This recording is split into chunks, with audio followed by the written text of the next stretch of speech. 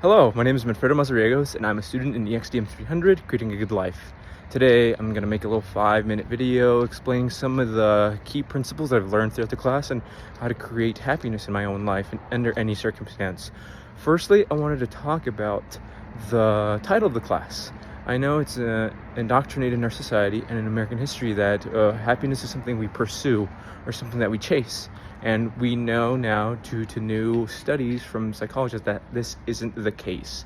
The case is that we have the tools available to us to create a happy life under any circumstance. And so I really like how our professor really nails in that point, and how just the keys to happiness are found within our own abilities to strive to make all the little things better. So today I'll be relating some of the things I've learned and how I've changed my life during the last 6 weeks.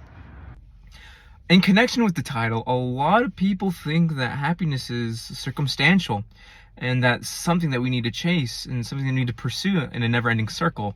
Well, that's not necessarily the case. We learned in the book of How Happiness within our readings in class by Sonia Lembersky. I don't think I said her name right, but I know what she taught. She basically taught that happiness isn't necessarily that circumstantial.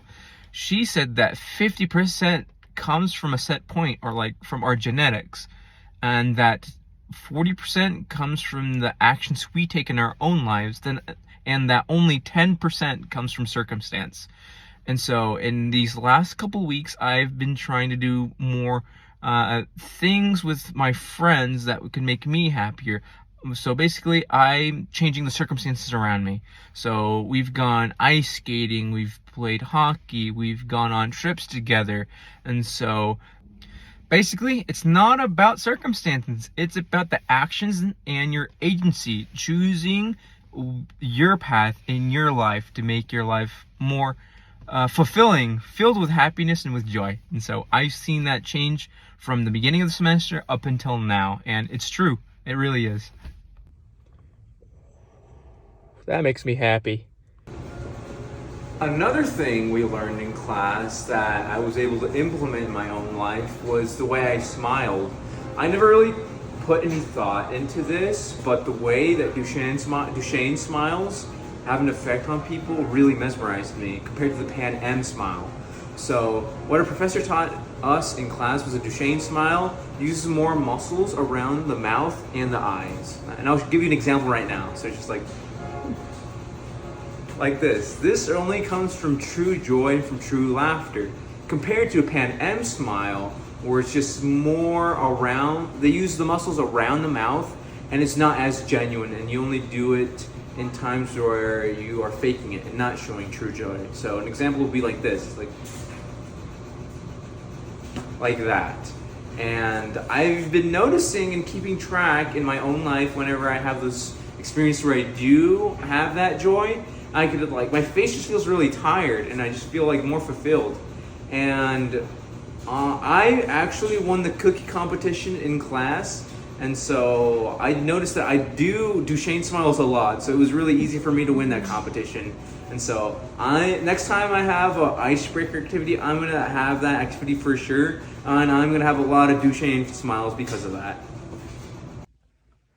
Throughout this unit, we've been focusing on the theory of well-being, specifically with PERMA, which means positive emotion, engagement, positive relationships, meaning, and accomplishment.